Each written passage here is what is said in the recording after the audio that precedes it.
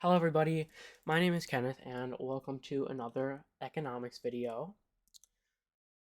If you haven't seen our other videos about economics, the last video we uploaded was about inefficient markets, which is Unit 4, and the first economics video we uploaded was about perfect competition, which is Unit 3, and now I'm going to be going back to what is typically Unit 2, demand and supply. So first, this is the market curves for supply and demand, and this is what they look like most of the time. And as you can see, demand decreases as price increases. Like you can see, well, not demand, but rather the quantity demanded, and it's important that you make that distinction. So as you can see here, the price is high because this is price, the y-axis is price, and the quantity demanded is low because this is quantity.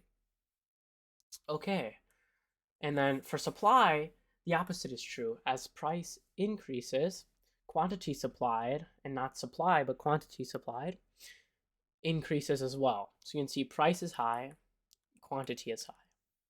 Okay, so where these two meet, which is shown by the green arrows here, is the equilibrium point, and this is how many goods will be produced in the market and what price they'll be sold at. So where these two intersect.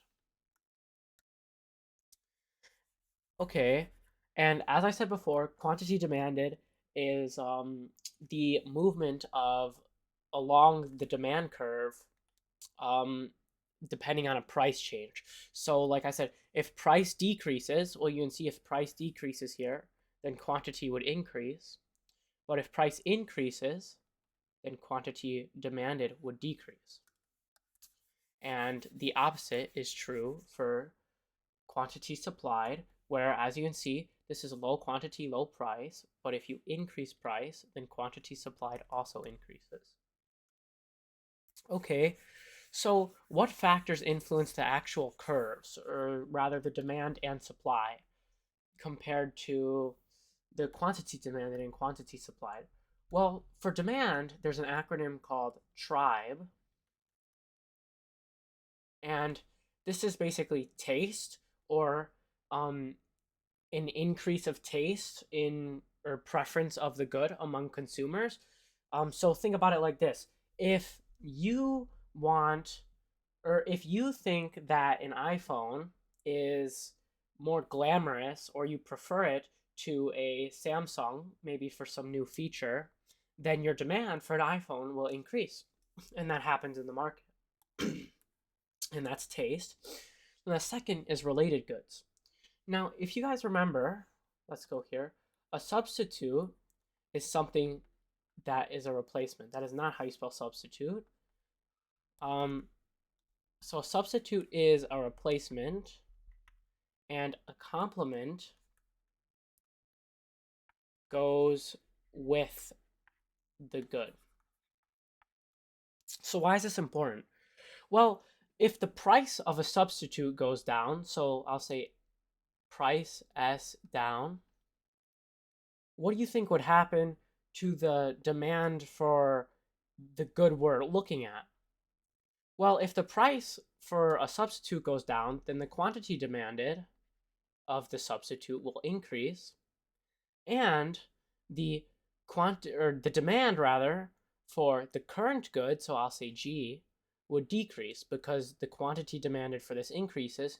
And this is important because you might be like, why is the demand for the supplement or substitute good not increasing? Or why is the quantity demanded increasing? And once again, that's because the price is falling, and the price, when the price for the good falls, the quantity demanded rises. But since good G is a different good than good S, the demand for G, which is once again a substitute, would fall. Okay. So for a complement, well, if the price of a complement increases, so let's say price of C increases, let's say sugar and T, so let's say the good we're examining is T, so I'll put a T, and I'm not going to write whether it increases or decreases yet. Well, if the price of a complement increases, then the quantity demanded of the complement would decrease, which would lead to the demand decreasing. So for complementary goods, it's like the same in respect to quantity demanded. If the quantity demanded of the good, the complementary good decreases, then the demand of the good we're looking at will decrease. But in terms of price, it's the opposite because you can see the price of the complementary good increases and the demand decreases. Okay, so the next one is income, and you'll see what are referred to as normal versus inferior goods. So normal is like the good we want. So we'll say wants, and an inferior good is a good that will work. So we'll say bare minimum, maybe. Sorry, bare minimum. And so if your income increases, and typically most of the time, normal goods would be more expensive.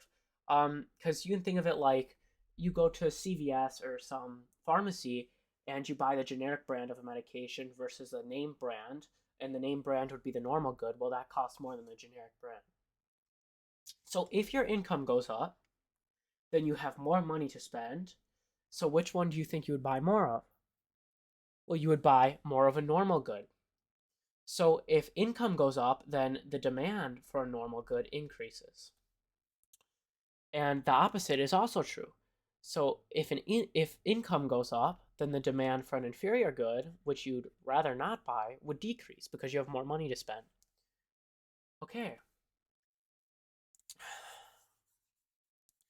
The next one is the number of buyers, and this one's pretty self-explanatory because if you have two people who want something, and let's say that's this curve here, two people who want something, well then if that number increases to 5 people who want the same thing, well then the demand for that would clearly increase because more people want it. And then the last one is expectations. And this should be really expectations of future price. So pretty much what this means is that if buyers expect the price of a good to increase in the future, and keep in mind this is in the future, so the price will increase in future, then the current demand, so demand would increase in the current. And this makes sense because if they expect the price to increase in the future, they would want to buy more now so that they don't have to spend more later. So this leads to an increase in demand. So what does an increase of demand look like on the graph? Well, an increase in demand you'd be shifting the demand curve to the right, and that would look like that. So maybe you say this could be D1, and then you go here, and this is D2. Now, if demand is decreasing, then what do you think would happen? Okay, the demand would shift to the left because that is a decrease. So this would be D1, and then something like this would be D2. And if you can see this here, then you can see here the equilibrium quantity with a decrease in demand is lower, and the equilibrium price is lower. So price and quantity decrease. But if demand increases like this, then the equilibrium quantity and price increase. So both of them increase or both of them decrease. Let's talk about supply. So for supply, there's, well, the acronym we use is called ROTTEN.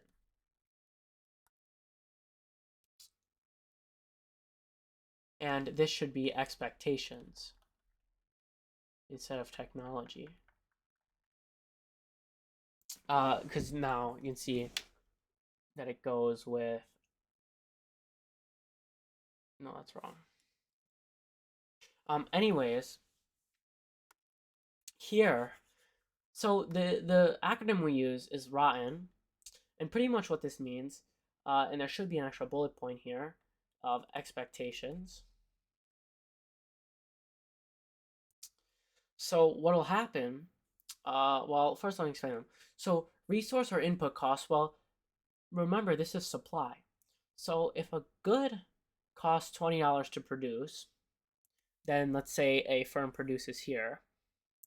But if an input of a good increases in price by $10, then the good would cost more to produce, so the supply would decrease.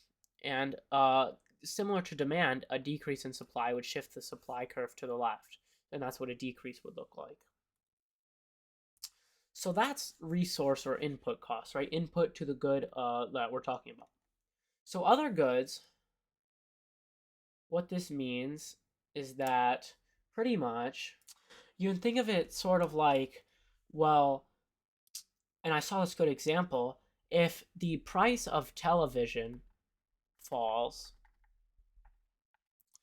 then the supply of a then the demand will increase, and the supply of something like Nintendo games will also increase because people will have or people will demand more televisions or have more televisions to play Nintendo games with. And that's that one. Okay, so taxes, subsidies, and government regulation. Well, if a business gets taxed, specifically a per unit tax would probably be right. But if a business gets taxed either way, then it'll cost them more to produce goods, and so the supply will fall. But if a business gets a subsidy, which is when the government gives them money, then the opposite will happen, and they will not it well it won't cost as much to produce goods, and so the supply will increase for the good. Okay, so for technology, well, with the improvement of technology, think of it like 100 years ago. Assembly lines or production bells, they had to make things by hand. That's not very efficient. But if there's new technology that can do it in a matter of seconds, make anything, then that will be much more efficient, and so supply will increase. So new technology means supply increases. And then the one here should be expectations. And pretty much what this means, it's similar to the demand where there will be expectations of future price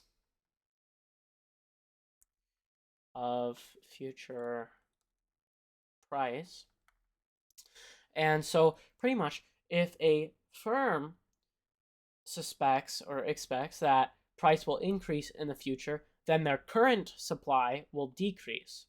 They'll produce less because they'll expect to get more money in the future if they sell more, because the price will increase. And then the opposite is true. So if price decreases, then supply, or if they expect price to decrease rather, then the current supply will increase. And then similar to the number of buyers, there's a number of firms.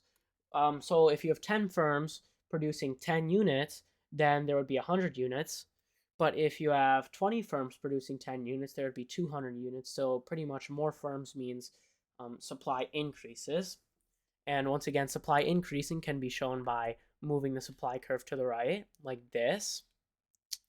Or supply decreasing can be shown as moving the supply to the left, like this. And the key thing to notice here is that when you move supply to the left or decreases, then what do we notice? Well, the equilibrium price increases, but the quantity decreases. So it's not like demand. It's not both of them go in the same, they have the same change. And if supply increases, then the equilibrium price will decrease and quantity will increase. And that is all for this video. Thank you guys very much.